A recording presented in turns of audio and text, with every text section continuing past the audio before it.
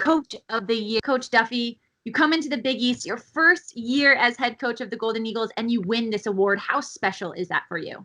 It's been such an incredible year, and I would have never imagined that I would be on this call with you talking about a Coach of the Year award. And, first and foremost, I just think it's a tremendous honor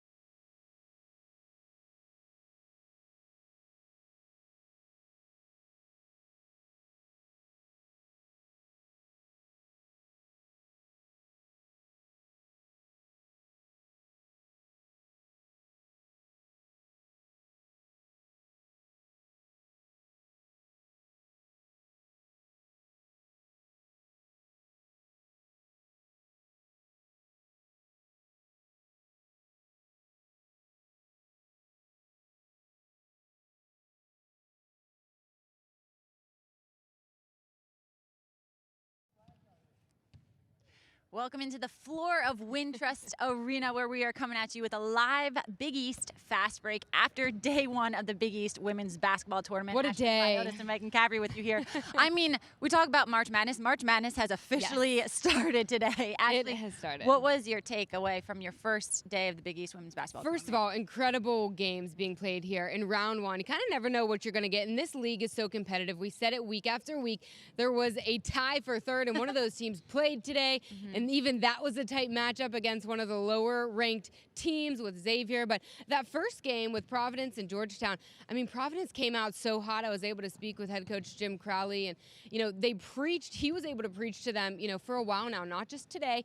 You know, they have to play for all 40 minutes, and they were able to do that. We'll get to that game in just a few minutes. But take a look at this updated bracket right now. We got 2 games today, moving on to a jam-packed Saturday quarterfinal matchup. Yep, and Ashley, like you alluded to, Providence is going to start the day taking on the #1 seed Depaul to start off our coverage tomorrow, and then Butler and Seton Hall will tip off following that. And then in the later session, Villanova, who just won today in an exciting overtime win, takes on the 2 seed Marquette, and to finish off the day, St. John's and Creighton will take on one another. Yeah, and I asked head coach Jim Crowley, you know, about Providence moving on to Depaul. He said, hey, we're going to enjoy this for about 5 minutes, and then we're going to focus in on Depaul because they're almost playing.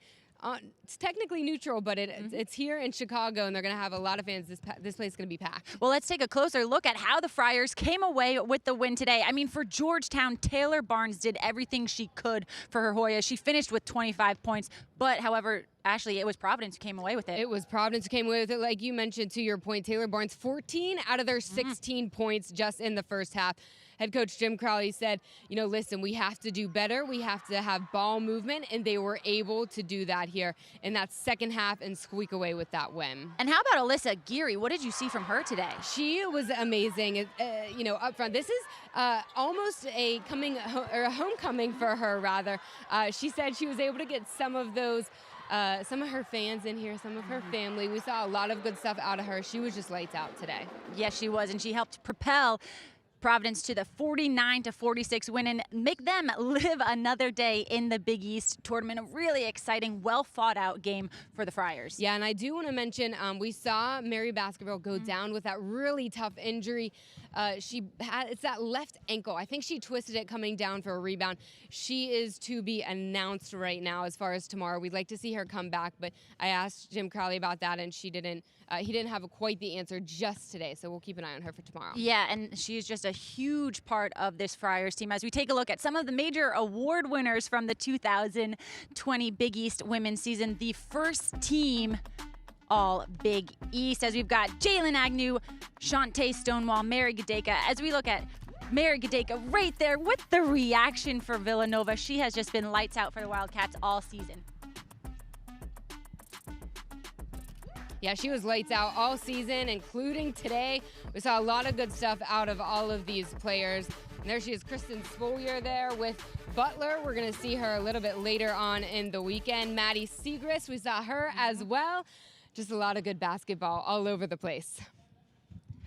And speaking of what we saw Jalen Agnew a little bit right there, I got the chance to speak with the Big East Player of the Week a little bit earlier this week before they headed out to Chicago, Ashley. Let's take a listen to what you guys had to say. Creighton senior Jalen Agnew is your 2020 Big East Player of the Year. Jalen, you just found out the news moments ago. What was the first thought that went through your mind? I just thought, like, are you kidding me? Like, that's crazy. Yeah, super thankful, especially with the great players in the league to be honored this high. You know, people that were saying stuff, you know, this year, I'm like, I'm just going to be as best as I can, and I guess that worked out this year. To cap off your senior season on Sunday, you matched the Big East single game scoring record, and you also set a single game scoring record for Creighton with 43 points in your game against Georgetown. You hit your 8th three of the game, the three, with just over 4 minutes to go. Your teammates all came and crowded around you after. What do you remember from that moment? I just remember, like you said, like all my teammates just coming up, all the hugs. when we got to the bench, Connie Yori was the first person to give me a hug, and it was just so awesome to have all of them there and my family there to experience it with me. Head coach Jim Flannery called that night magical. You're a couple days removed from it now. When you look back onto it, though, senior night, your final regular season at home as a Creighton Blue Jay, and you have that moment, how magical really was that night? It was like, just coming in, we just wanted to, like, Liv and I, being roommates, we talked about it. We were like, we just got to enjoy it, the last time. And, got off to a pretty good start there. And Liv was the first person to be like, dude, this is the game. Like, you're coming for Connie's record. And then after a little bit, everyone was like, yep, she is. And then for Morgan to hit a three and Liv to hit her saucy up and under, it was just the perfect way to go out with both of them. Jalen, this season you struggled with injury. You missed 4 games with injury, and still you lead the league in scoring, averaging, and you win the Big East Player of the Year. How would you describe what this season has been for you? Wow, I would say it's been a season of growth, I think, after going through everything last year and then a little bit this year. Just being confident in myself, confident in our team, our coaching staff, and taking everything that I've learned over the past couple of years and kind of just putting it all together. Jalen, you were the 2017 Big East Freshman of the Year, now the 2020 Big East Player of the Year. When you look at your career at Creighton, did you think that this was all possible? Like, not at all. Seriously, you just come in, obviously freshman year, wanting to just have an impact a little bit. And my freshman year, I redshirted. And then after that, being freshman of the year, I was like, whoa, like, I didn't even think that was possible. And then now I still don't believe that this is kind of real too. But yeah, like I said, just grown, with my coaches and teammates, and I wouldn't be here without them and my family as well. So yeah, I'm super grateful for all of them. Jalen Agnew, the 2020 Big East Women's Basketball Player of the Year. Congratulations, and thank you so much. Thank you so much.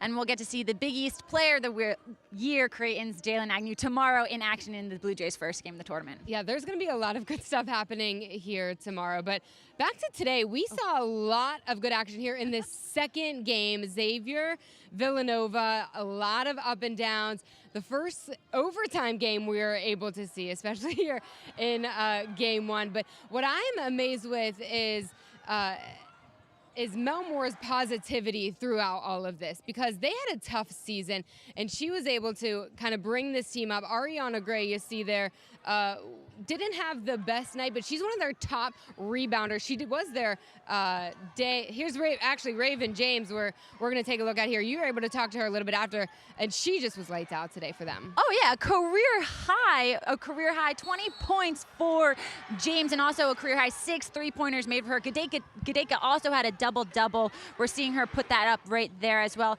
However, Maddie Siegrist was a little quiet for the Wildcats today. She did have 17 rebounds.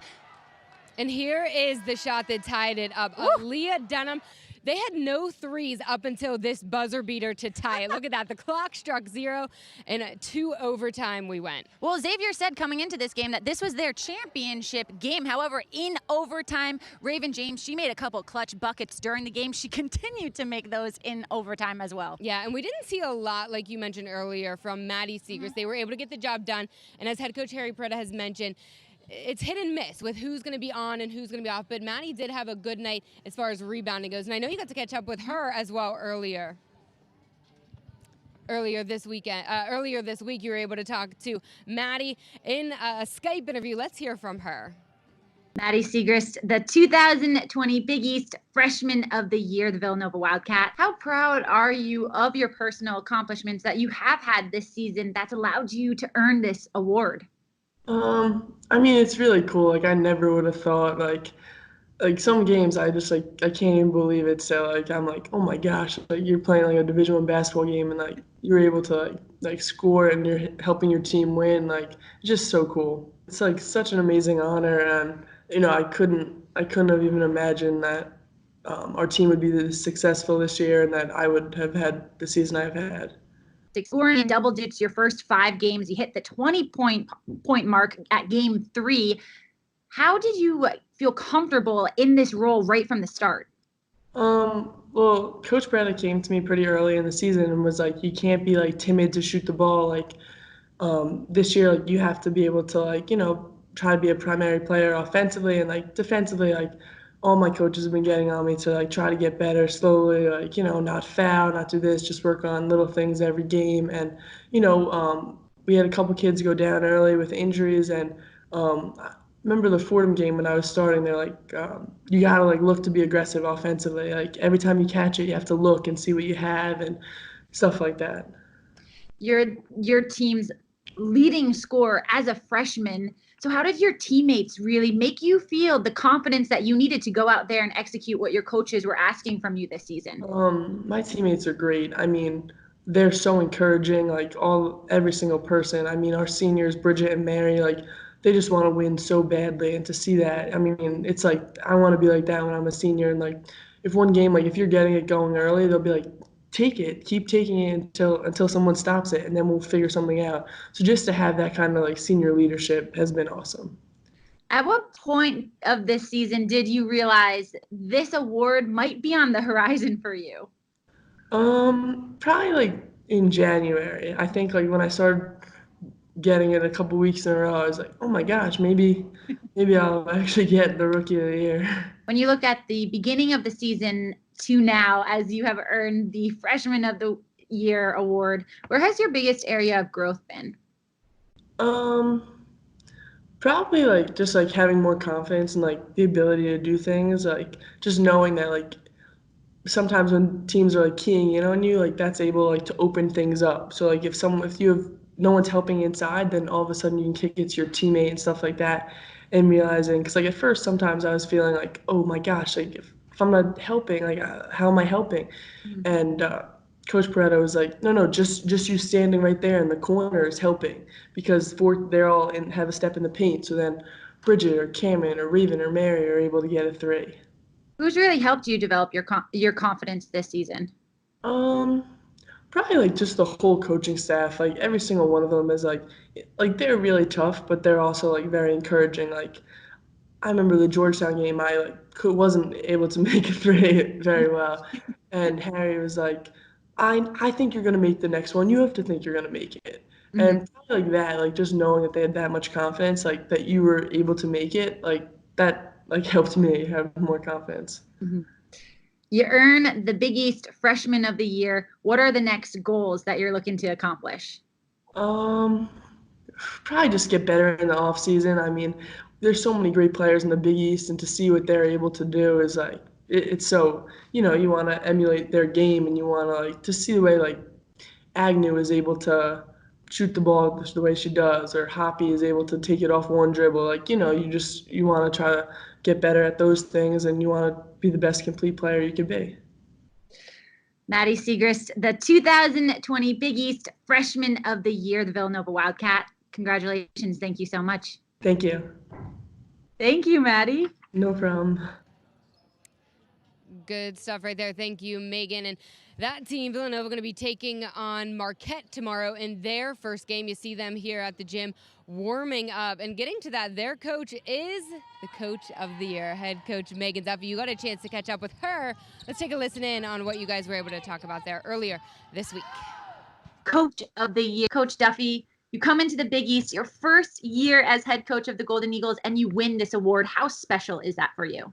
It's been such an incredible year, and I would have never imagined that I would be on this call with you talking about a Coach of the Year award. And, first and foremost, I just think it's a tremendous honor to receive it from your fellow coaches in the league. And anybody who knows about the Big East, just the talent of the coaches and how well prepared you have to be to even try and win a game.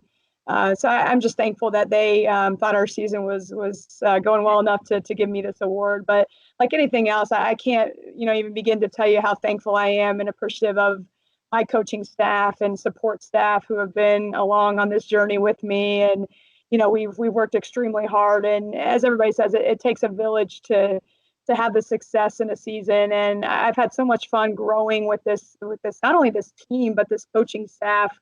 kind of shaping our goals and our mission and our kind of vision for this program here at Marquette. And it's been just a phenomenal year that hopefully will keep going a little bit longer. Coach Duffy, you mentioned it right there, your growth throughout the season. When you look back to when you got this job first and to hear where you are today, where has the biggest growth for you personally been?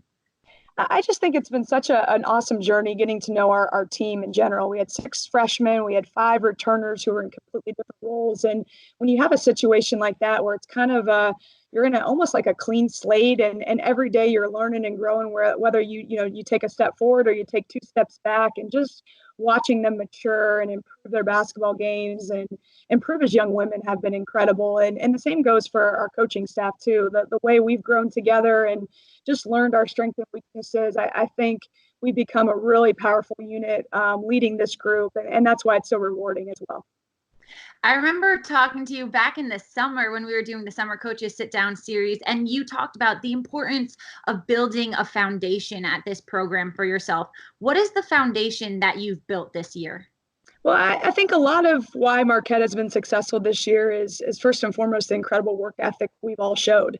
I think everybody involved in this program has worked tirelessly, long hours, sacrificing, their own time to make this program special. And we've been a team that has been that blue collar working team, that hard-nosed mentality. We've approached things with just a great attitude. And even when we were picked 9th in preseason, it was like, all right, there's an opportunity. And just how you approach the highs and lows of a college basketball season is everything. And we've done it with a mentality to have great attitudes and have an incredible work ethic, like I mentioned, and then, create that unity of a young team and a hungry team that, whatever happens, we're going to take it head on and see if we can get some wins along the way, which we have.